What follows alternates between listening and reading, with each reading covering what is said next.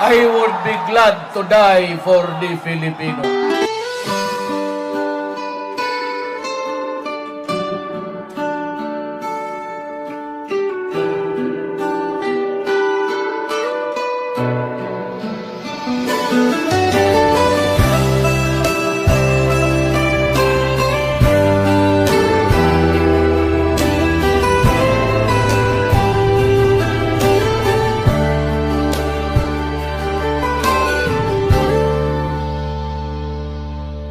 Maraming salamat, Tatay Digong Rodrigo Duterte.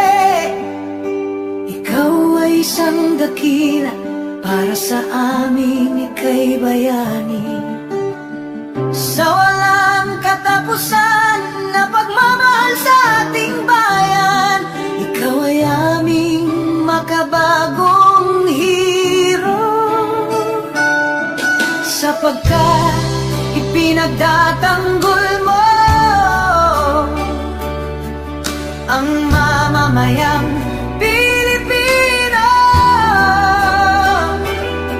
Pagpapahirap nila sa'yo, nakita halos ng buong mundo.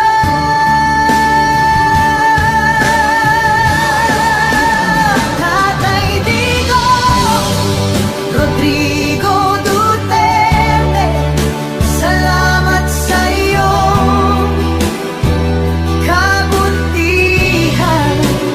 Pilit ka mang inilayo sa bayan na iyong sinilangan. Ang laban na naiwan mo ay laban na ngayon ng totoo.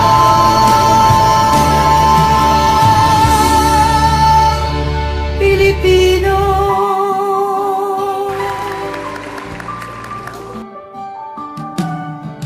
Sinubukan mong linisin ang ating bansang Pilipinas.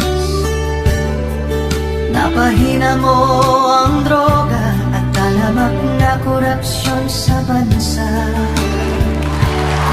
Sinigil mo ang mga oligarko, tinanggal mga kurap na politiko, gumawa ng mga infrastructure, pinaayos ang agrikultur, tinaas ang sweldo ng kapulisan,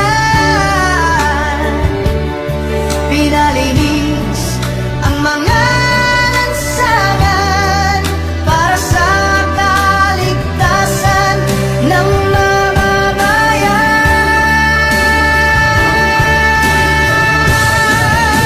Maraming salamat, Tatay Digong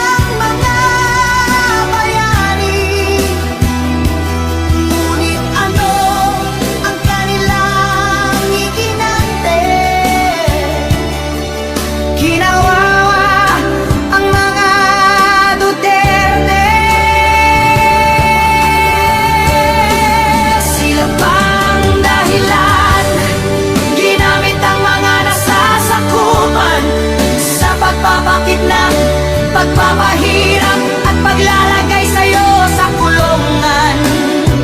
Mga walang utang na loob, ginamit lang ang mga Duterte.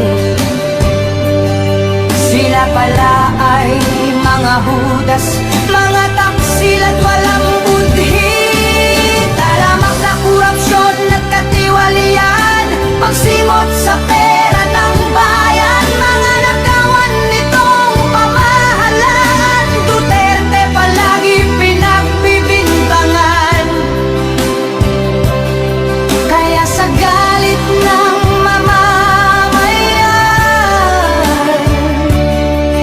lumabas na sa mga lansangan upang magpahayag ng nararamdaman. Kahit ginigipit at hinahadlangan, ito'y hindi dapat pinipigilan ng ating pamahalaan, pagkat magbabadya lang ito ng himagsikan